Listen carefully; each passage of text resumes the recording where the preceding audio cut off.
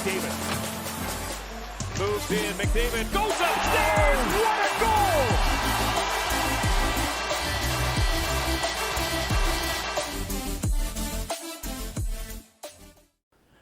Hey guys, how's it going? It's Etanyos here. Welcome to episode 21 of this NHL 20 Journeyman franchise mode.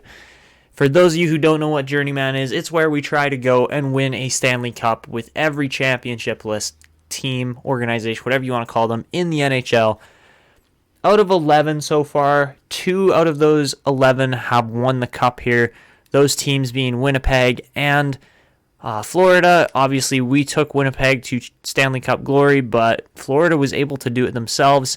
Unfortunately, this year they didn't really make it that far. We did with San Jose and this really absurd team. I have to say, the more I've looked through this team, the more I've realized just how good the team actually was. So, yeah, it was a fantastic season overall from these guys, and really, words just can't quite describe how well these guys played. It was pretty crazy here, to say the least. So, I had one question here on a player of ours. Okay, no, I'm looking at the wrong stats, so that's why. Okay. So we are going to be going up against the Montreal Canadiens here in the Stanley Cup Finals. If you guys missed last episode or any of these episodes in the series, I will leave a card in the top corner of the video for you guys to go back and check out the entire playlist. But here is the Montreal team we are going up against. A very, very solid team here. This is going to be a difficult series for sure. I don't know if we're going to win it. They got some really good young players here too. And it's going to be an absolute battle, to say the least. Their defense isn't as good, and neither is their goaltending. But, man, I think they've still got just as good an opportunity to beat us as any team did here. Obviously, we made it through Edmonton, Vancouver, and Chicago in the last 3 episodes, but man, I don't know. I almost don't want to win with this team just because we still have rebuilding to do with them. We've got another couple of years to, really fix up this franchise. But honestly, by the looks of it, we've done that already. As guys like Vitaly Abramov are playing out of their mind. Zadina is playing crazy well. Same with Connor Howe. Honestly, all of these guys in our forward group have really impressed me. A guy like Johan Tarnqvist has just been absolutely insanely good at 20 years old. I am blown away with how good he's been. We've got other guys in here too that are really starting to progress. Obviously, that looks like he's playing for San Jose. It would be SJS if he was playing for the Sharks, I believe, on stats. Yeah, see, so Damian Ray scored 50 points in the AHL, but yeah, so far, hasn't really been putting up crazy numbers, not like Tarnqvist and Merkley, who have been easily our 2 best defensemen so far. But heading into this final series here, man, I think we have the group that could do it here. I think this team could potentially win the Stanley Cup going up against the Montreal Canadiens here. Obviously, the Canadiens are in their pursuit of... What is this? This has got to be... Okay, so they've won a cup already in this Journeyman Series. So that would be number 24, I believe. Either 24 or 25. They've won so many Stanley Cups. It's not even funny how many times that they've won it. Montreal's won it 20... So they've won it 25 times already. They're trying to make it 26 here with this team. And honestly, they've got a really good shot. But... heading into Game 1 here, this is in Montreal. The Canadiens find themselves up 2-0. Matheson there scores a goal as well as Philip Danault. Second period, we give up another 3 goals as Schwartz, Matheson, and Johansson score for them. Connor Brown gets 2 shorties for us, but that's just way too many penalties, man, I have to say. Yeah, no, that's too many penalties. We can't be taking that many, and it's Tarnqvist too, which is not good. So heading into the third, honestly, it doesn't look great here for the Sharks, but we've seen them come back from bigger deficits than this before. Are they going to? They get a power play. They don't convert on it. Yeah, Montreal's proving to be a good team here for sure. So Kevin Labanc gets one. We still need 2 more in 4 minutes. I don't think it's happening here in Game 1. Yeah, no, it's not. Thomas Tatar seals the deal. And the Montreal Canadiens win Game 1 6-3. They are looking very good right now, my God. Okay, so not a great performance there in Game 1. You know, this is kind of going the way we'd expect it to, but yeah, not great on away ice there. Game 2. We find ourselves up 3-1 there. Hogan actually opened the scoring for the Canadiens, but then Tkachuk, Tarnqvist, and Crosby all get goals there to make it a 3-1 lead for the Sharks. Second period, we give up 4 goals, and that is very, very underwhelming for what we were expecting, and yeah, not a good performance there at all. Crosby gets the only goal for the Sharks. So heading into the third, Tkachuk makes it a 5-all game. This has been messy defense for sure. Vitaly Abramov makes it a 6-5 game. Mario Ferraro makes it a 7-5 game. And the Sharks retake the lead, retake a 2-goal deficit. Schwartz makes it 1 there with just under 8 minutes left in the third. And Montreal could easily get back in this. Don't get me wrong here. But San Jose, I would say we have better defense, and that proves to be true as Ryan Merkley gets an empty netter and seals the deal. We have a 1-1 series here heading back to San Jose. This looks a little bit better now for the Sharks, as 8-4 shows just how bad Montreal's defense is, really. So, yeah, heading into game, Game 3 now in San Jose at the SAP Center. Can the Sharks get a win here on home ice? First period is 0-0 as the Sharks outshoot the Canadiens 15-8. Second period, the Sharks find themselves up 2-1 with goals from Connor Brown and Connor Howe. Timo Meier scores with 24 seconds left to make it a one-shot game, and Montreal's got some hope heading into the third for sure. San Jose gets a power play, does not convert on it to start off the third period here. And really, it's just lopsided here on shots. But, you know, Montreal still just needs 1 shot to get back into this game.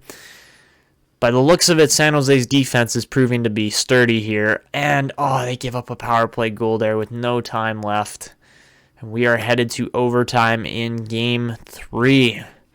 How is this going to go, man? This is always the big question on who's going to get the first good shot, and it is the San Jose Sharks, as Connor Howe makes it a 2-1 series here for San Jose. Things are looking good, and that's really all we can say at this point, is that this Sharks team is performing incredibly well, to be honest. Like, I am surprised with how well they are doing. And honestly, this 5-year rebuild has turned into more of a 2-year rebuild, as we have gone from bottom of the league to possibly about to win the Cup. First period of Game 4, San Jose outshoots the Canadiens 15-7, but does not find the back of the net. Second period, Ryan Merkley gets the lone goal here, and San Jose is up 1-0 heading into the third.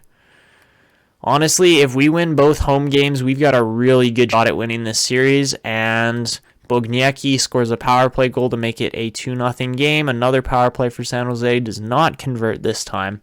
And Montreal's offense has kind of just been stumped here by our defense by the looks of it. And, yeah, we are about to take a 3-1 series lead as Connor Howe seals the game. Wow. That is all I can say, is just wow. I cannot believe how well this Sharks team is doing. It's actually crazy that we are up by this much against not the defending Cup champions, but a past defending Cup champion here.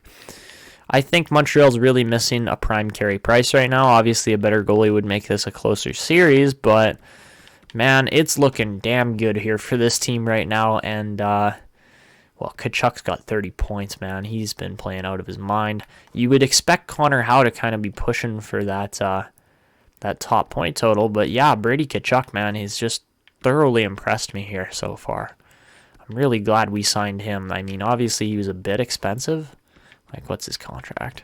Yeah, 8.45. That's kind of expensive, but it's not terrible. Like, especially with the points some of these guys are putting up. We've got some really good signings here. So, Game 5, man. We can win the Stanley Cup right here with another cupless team. Do it in back-to-back years as Florida won the Cup last year. That would be spectacular. And let's see how Game 5 goes here in Montreal. You know, we're expecting Montreal to come out strong. They do, but we come out stronger as Josh Roy. Is it Josh Roy or what's his name? I forget what his first name is. Roy and Howe both get goals there after Alex Holtz made it a 1-0 game. Montreal outshoots the Sharks 10-7. Second period. Still 2-1. Montreal still continues to outshoot the Sharks, but not outscore them, as really the goaltending and defense seems to be the biggest difference here in this series. So at this point, Terry Hogan ties the game, makes it 2-2, and honestly, it is looking pretty good here for San Jose, but Montreal might still have a shot at winning this game. How is it going to go? And we are headed to overtime in Game 5, man. You know we're going to jump in. We're going to try to get this cup-winning goal right here. It's on All-Star. Here we go.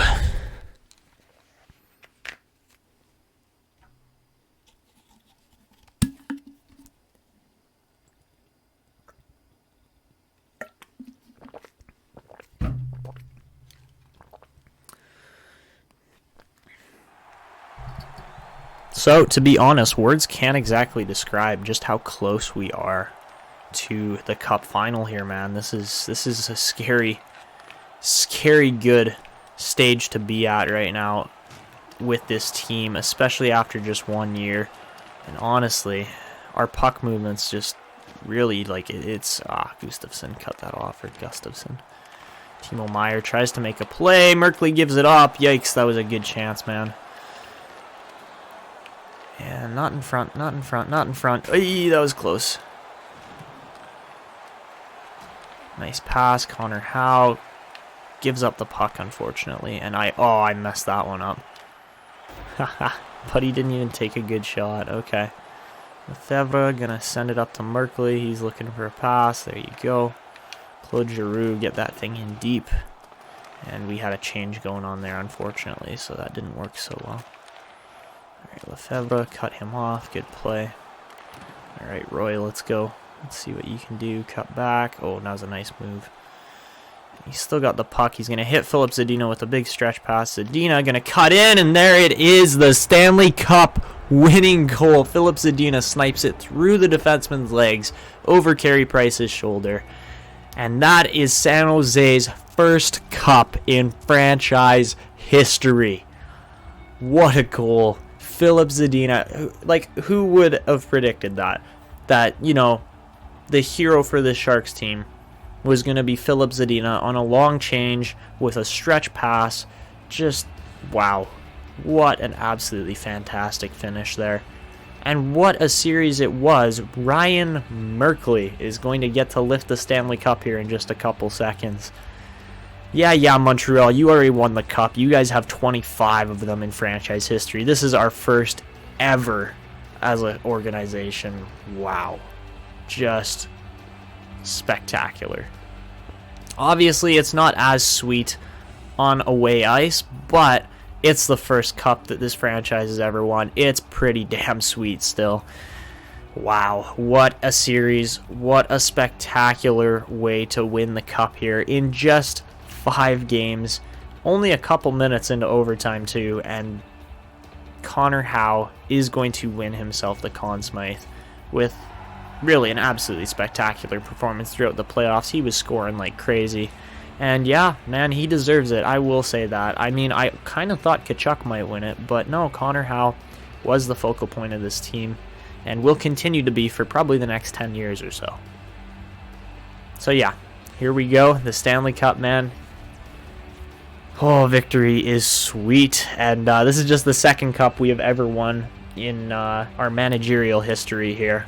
Obviously, we won one with Winnipeg. That's got to be, what, 4 or 5 seasons ago now almost? But yeah, Ryan Merkley, captain of the San Jose Sharks here, gonna get to lift the cup. And after quite a few years of darkness, not just the drought, but it is time here for this franchise as they finally get to lift the Stanley Cup.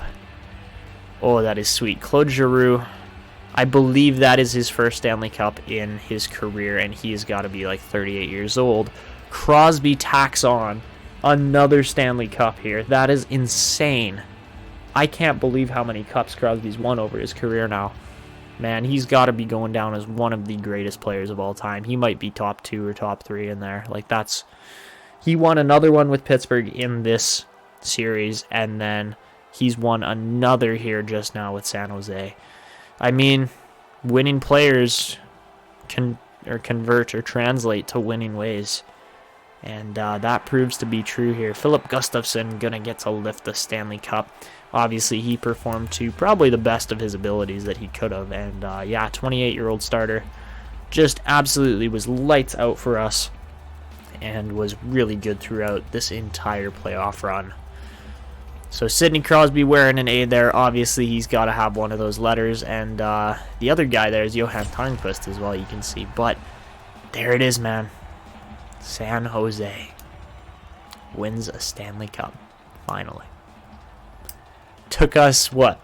It took them, man, they've been a franchise for a long time. How many years, especially in this series? San Jose, how long have they been a franchise? San Jose's inaugural season was 1991/92. Holy crap. So up to 2021/22 would have been 30 years? Yeah, 30 years to there. And we add 1, 2, 3, 4, 5. Wow.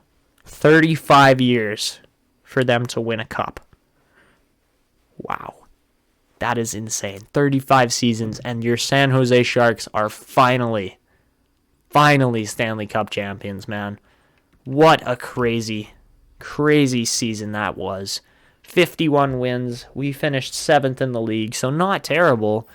We go on to beat the 2 teams ahead of us in the Pacific Division, move on to then beat the Chicago Blackhawks, who are actually below us, and then finally move on to beat the President's Trophy winners in the Montreal Canadiens in the Stanley Cup Finals. That is just absolutely spectacular.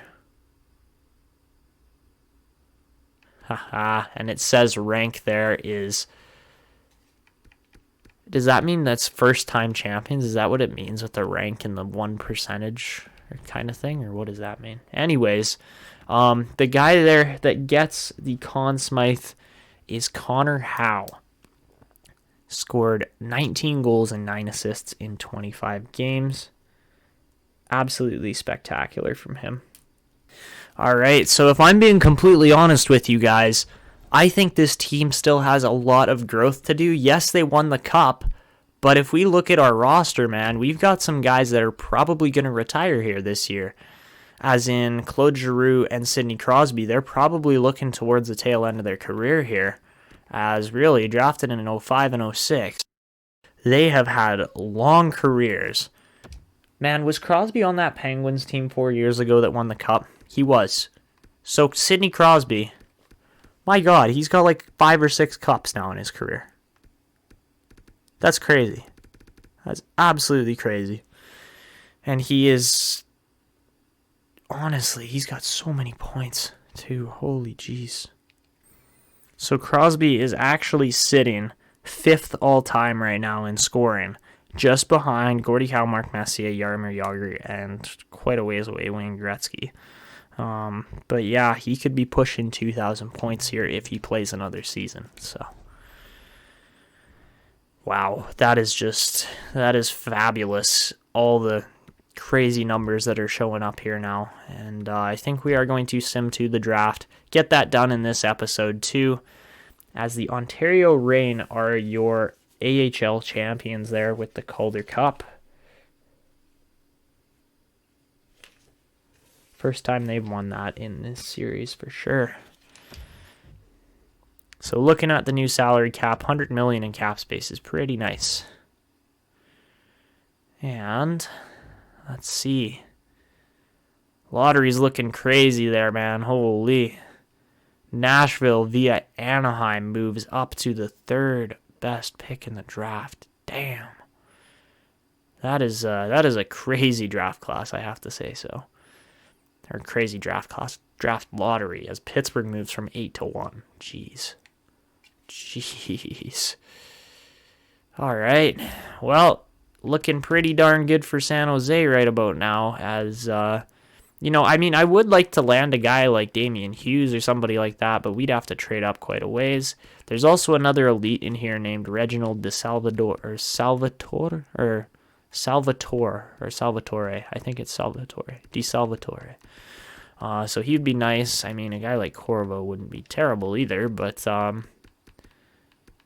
yeah, definitely some prospects in here that I've got pinned that we are interested in pursuing, but who knows really how the draft is going to turn out. So looking at retired players now. Crosby does not retire. Giroux does not retire. They are playing another season here. That is awesome, man. But wow, this is a big draft class retiring here. Lots of good scorers in here. Nick Backstrom, Jonathan Taves, Tavares. Wow. Voracek, Blake Wheeler, Alex Pietrangelo, and John Carlson are up there. Jeez. Roman Josi, too. That's crazy. Those retirees are just crazy numbers there on those guys. As far as goalies go, Jacob Markstrom retires with only 269 wins in 600 games. He was playing for some pretty bad Vancouver teams, I would say, throughout his career. But no, that's a good career still as a goalie for sure. Rittich, Nielsen, Hutchinson, even Luis Dominique there. Or Dominique, yeah.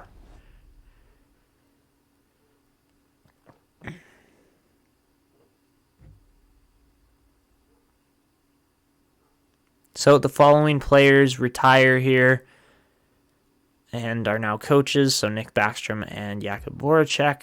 And then a whole bunch of coaches retire here too. Do we lose any?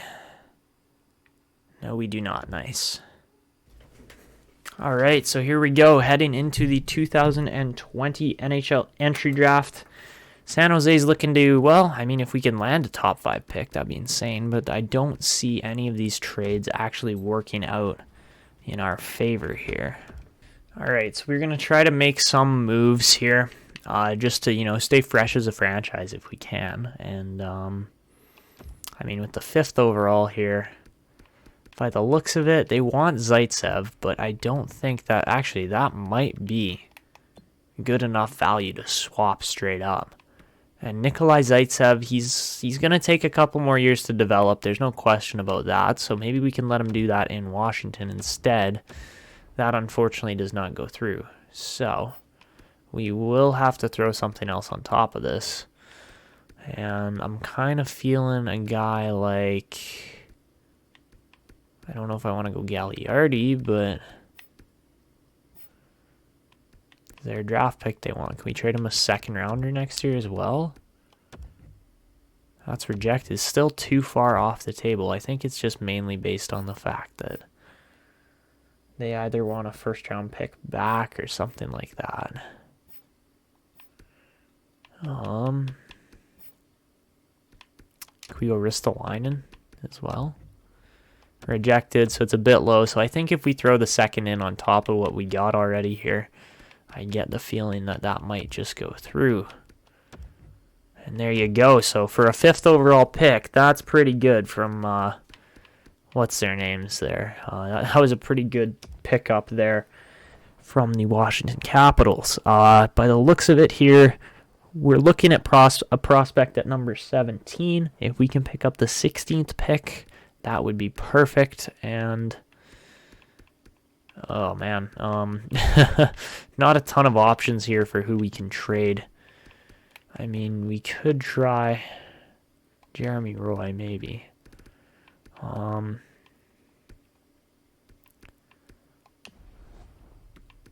Well, what are they looking for in return? Because their team isn't exactly built to win now, I would say. I would say that they're going to be a ways away from winning still. So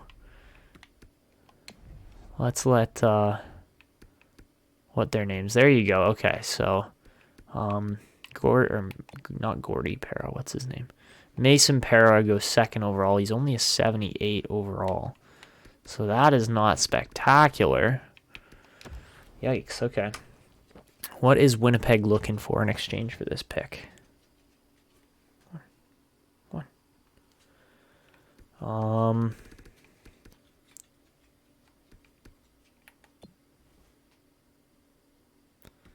I feel like Claude Giroux might be a little too much to trade.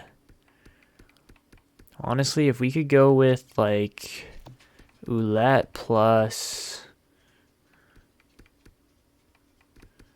Belmar maybe? Or maybe Gagliardi.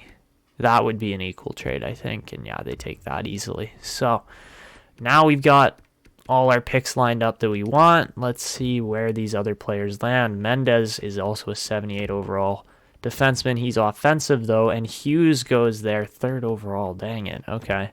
So we're picking up a winger. I kind of wanted to grab the center instead there, but I mean, Volchenkov actually looks like he's going to be crazy good still. He might actually be a steal here, as no one selected him. And, okay, 77 overall. So, yeah, he was the lowest rated player out of that group, but we get an elite winger here, which is a big thing here for this team, which, you know, we haven't had a ton of elite wingers. And let's see, we might just be able to land another one here if he didn't get picked. Looks like he didn't. Nice. Okay. Castanguay there was actually crazy good rating for where he was picked. But yeah, no, we're going to take Di Salvatore here. And I think he will be, I mean, he's not going to be the best player available. That is quite obvious. But he's elite. Again, another big thing there is that the elite potential is kind of the biggest thing here out of these picks. So, yeah, landing an elite right winger and then left winger, or left and then right winger, is really good, as those guys will pair up nicely with Connor Howe in the future. Moving on to the 27th pick now. We have a couple extra picks here that we will be using. Nobody else was elite in the first round. There were some pretty decent players still, but yeah, no, we picked up the right guys for sure.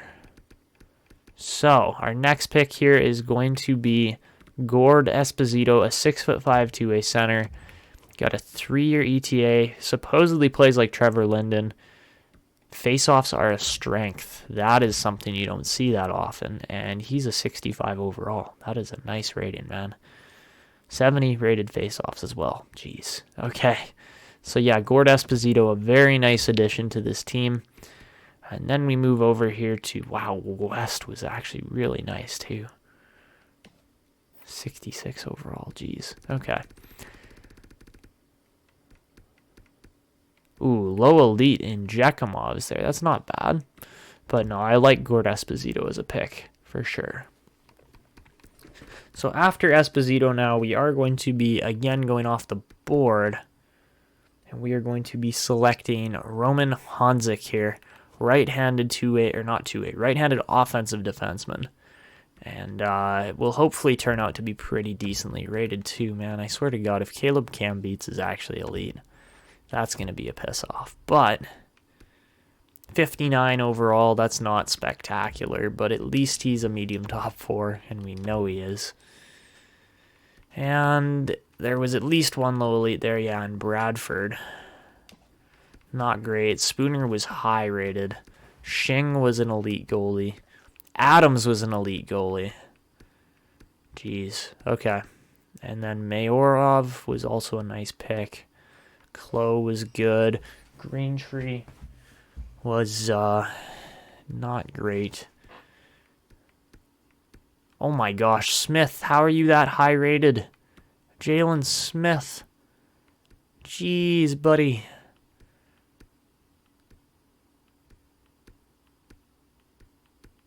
Well, that's kind of dumb. Whatever. 75 overall, medium 6. Jeez, bud. Okay. So then with the 62nd pick, again, we're going extremely off the board, but that's just how I like to do my drafts, is by picking off the board. I think we're going to take Hugo Boschman here. Hopefully he turns out to be a low elite, and let's see. He turns out to be a low top 6 forward. Not great, but not terrible, honestly. We've had worse picks before. Let's see. Now in the 4th round, we kind of just skipped over the entire 3rd round there. Lawson's a nice pick. Besides that, medium elite offensive defenseman in Francisco Zanata goes to the Detroit Red Wings. And Lintner is a decent rated starter there as well. In the 3rd round, what did we miss?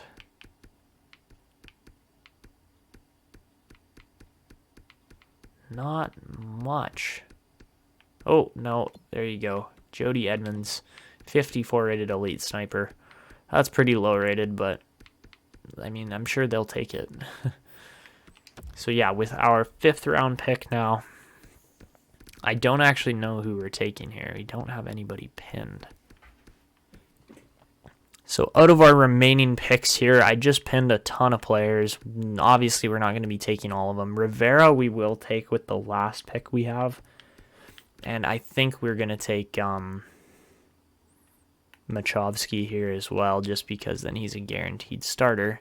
And we did just trade away a starter, I'm pretty sure, in one of our deals there. So with the 124th pick, we are going to be off the board a bit here. And I think the guy I want to select out of everybody here, I'm not sure here, because they're saying Almquist might have as low as a 2-year ETA, but I really don't know. So let's see, pick 124. You know what? Let's take Machovsky now, and then we can just risk a whole bunch of picks instead later on here. So Machovsky, 57 rated starter. That's about as good as you're going to get for a goalie around here. Pick 155. Again, at the end of the round, we're not going to see a ton of prospects. Semenov looks good there. Matanen, elite goalie. Schmalz, elite goalie. Thaman, elite goalie. Jeez. 60 rated as well. That would have been nice. Okay. So we are going to take... I want to take Almquist, but there's other guys that could be elite here too, which I don't want to risk. Shit. Okay. We know we're getting at least a medium top 9 with Pete Wallace. So I think we're going to take Pete Wallace right now. And then, yeah, we'll go with Pete Wallace to start here. And he turns out to be probably a medium bottom 6 forward. Yep, nice. Okay. That's usually how it works, is that everybody who's listed as elite really is not. Nesterov was a decent starter there. Low elite in Dansk. And that was it. Almost. Nope. Marco was also an elite goalie, of course. Of course he was also an elite goalie. But we're going to take Almquist now with this pick. Just hoping he's got a 2-year ETA. And let's see. 60 rated, but he's a low top 6 defender, so not spectacular. But with the last pick in the draft here, since we won the cup, we are going to be taking... Tucker was a low elite. I know who we're taking. But yeah, not a lot in any of these rounds. It wasn't like spectacular, but we are going to take Chance Rivera here just to make sure that we land the right prospect. So Chance Rivera turns out to be a 49 rated low elite power forward. So overall, man, that was a good draft. Voloshenko is going to be great for this team moving forward. Same with De Salvatore. And all these picks, honestly, were really, really good overall. Wallace was a little bit of a letdown. Same with Boscheman was, he's a low top 6, so not terrible, but again, could have been better. And honestly, next episode I think is where we can look over who we want to be picking up here. I don't think there's going to be a crazy large amount of free agents or anything.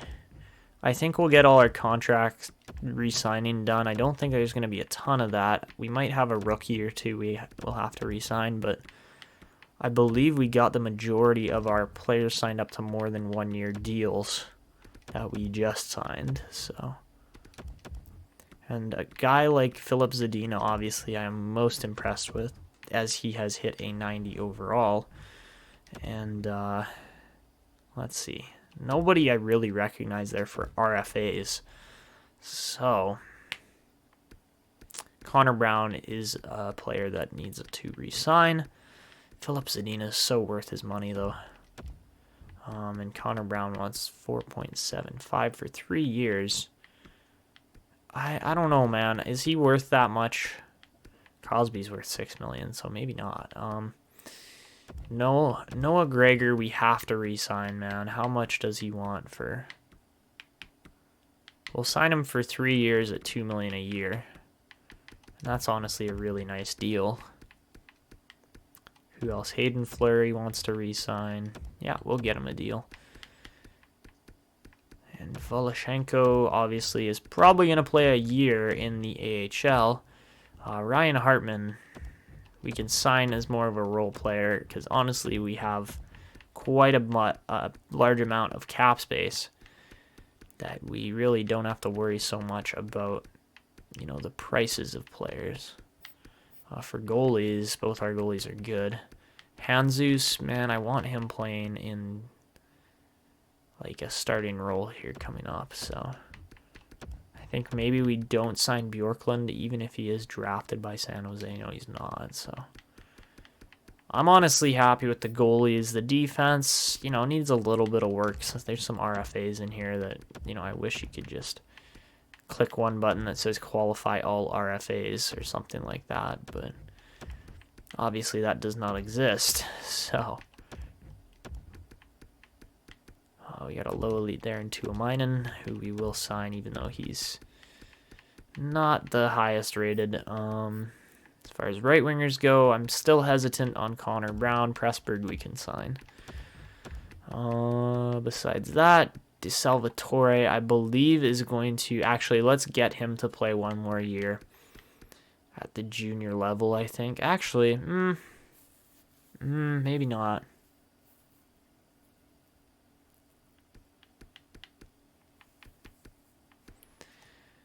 If we get him in the right role, then he will grow. So yeah, I will sign Reginald De Salvatore. Alistrov here wants to re-sign. Same with Ellison. Eddie Ellison, I like that name. And then Hamaliuk, he's getting older, but we can sign him still. He's 26 already, though. Just never grew. And then as far as centers go, Pellerin, Ekman, and who's the other guy there? We signed Gregor already, but man, Esposito, if we could, he's playing in Owen Sound, so he's definitely going to spend another year there. We'll let him spend another year there. And that looks pretty good. I think we will offer Connor Brown the deal here too. We'll go 2 years at 4.8. He should sign that. Like, there's no reason why he wouldn't. And let's see if for some reason someone doesn't sign. Oh, great. Our head coach doesn't sign. Okay.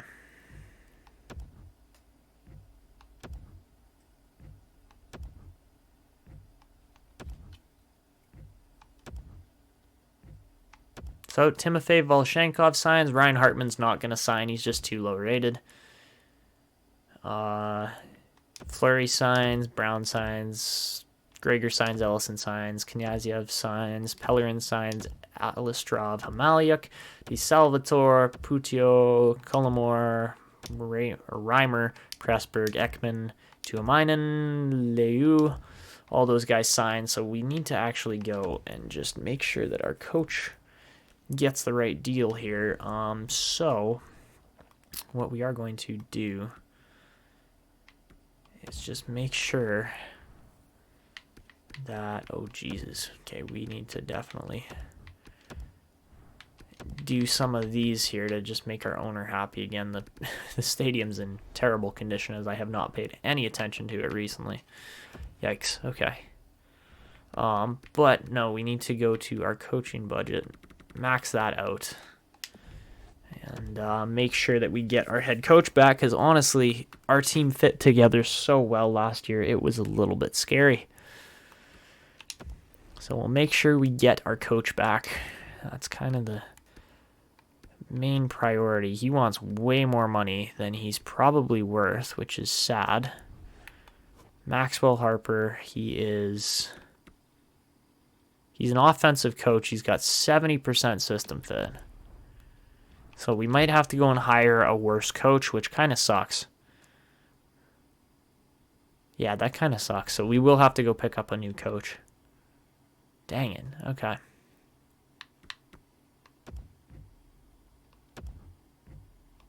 So that's not spectacular, but it happens. And honestly, we're not signing anybody else. We're good where we're at. And I know we aren't signing our coach, which really sucks, to be honest, but I'm sure we'll be able to find another offensive coach just like Harper that wants less money. There's a lot of guys actually that fit the team like that. Harper has a 72% fit. That's high. I don't know if we're going to find higher than 72. That's why I want to re-sign Harper, but we just can't. We don't have the budget. 74. Oh, it's Nick Backstrom. Man, do we want to go for that? Nick Backstrom as our head coach?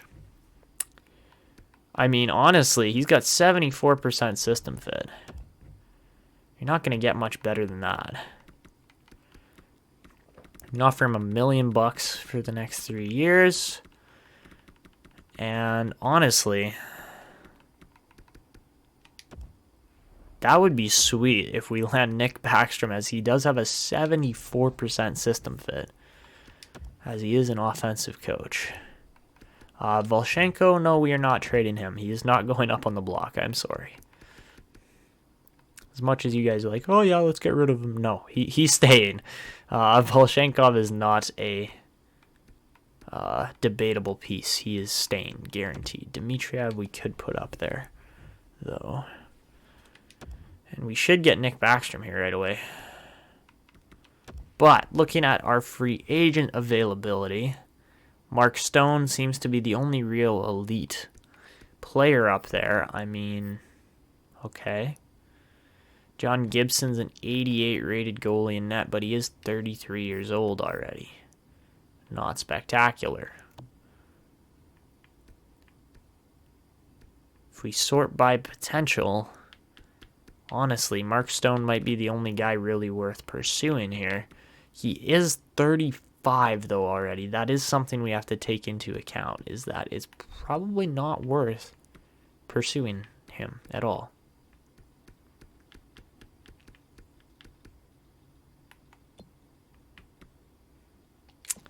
I kind of like to think that that our team is good to go as is, and that we probably won't even have to sign anybody. I honestly think that might be our best option, is not signing anyone. And just saying, screw it, we are going to stick with the core we have. Man, Robert Thomas would be a nice addition, especially if he fits forward line 3. You know what? We will go after Robert Thomas, offer him $5 million for the next 4 years. I like Robert Thomas as a player. He's younger. He's only 27 there. And that would be a nice piece to add on. We are not trading Volchenkov. This is why we don't do that. Nick Backstrom, the fan base of your top-notch team and the driving factor. Oh, the fan base of your team is top-notch and was a driving factor for accepting your offer. Beautiful. I mean, it also helps that we just won the cup, so, really you don't have to do all that much. All right. So I think we're good to go here. We're going to sim to the next season. Make sure our team is happy, and Robert Thomas is accepting that deal. Beautiful.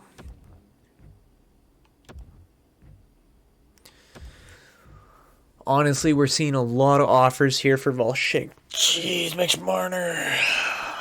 Shit, I don't want to trade Volshenko or Voloshenko, but when you're getting an offer for Mitch Marner, man. Oh, he's only 83 rated. Okay, no. Sorry. We will stick with what we got instead.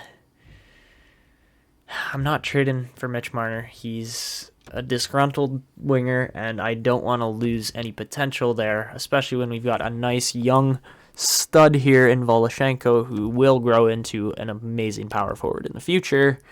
We're not messing that up for a single player. That's just not happening, especially when that player's 30 and we're trading an 18-year-old. That's just not happening.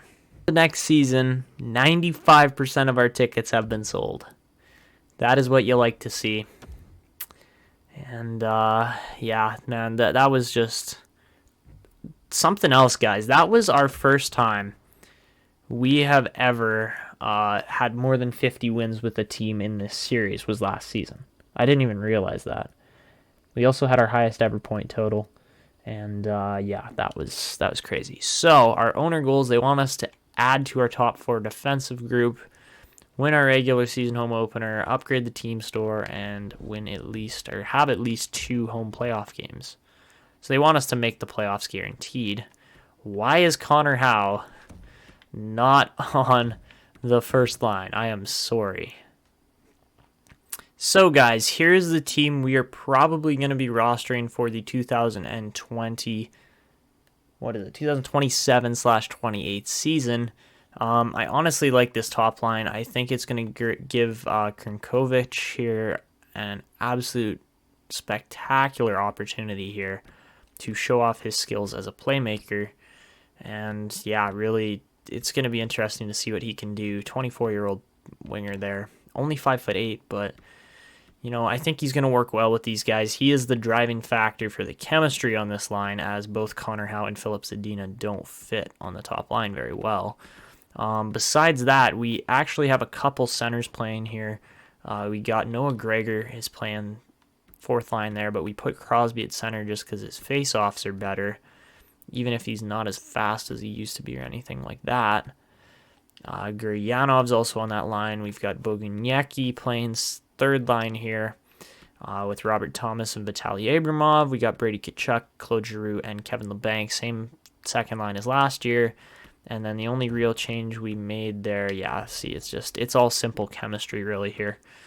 And then on defense,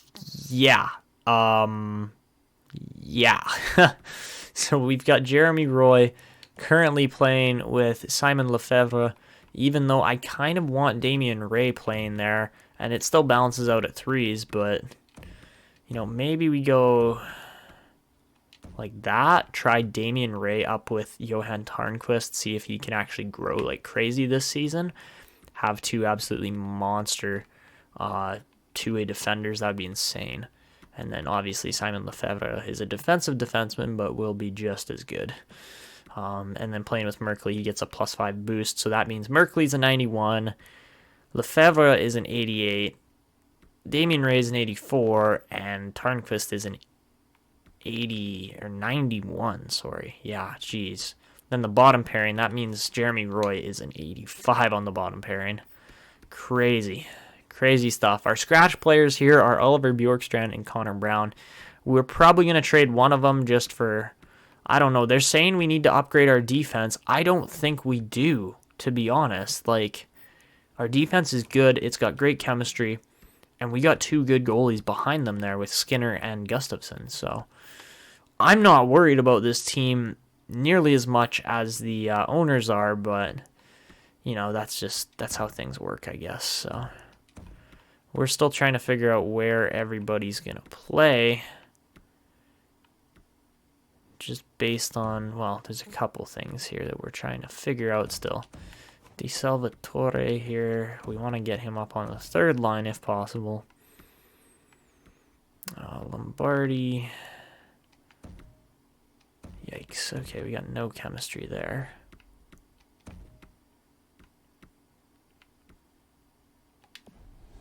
I think that's about as good as we're going to get this lineup here. Is exactly the way it is right now. Voloshenko is going to be playing top line minutes there, so hopefully he can show off his skills. We have Cale Fleury down in the AHL, which doesn't make sense to me, but that's just how they're doing it. So, okay.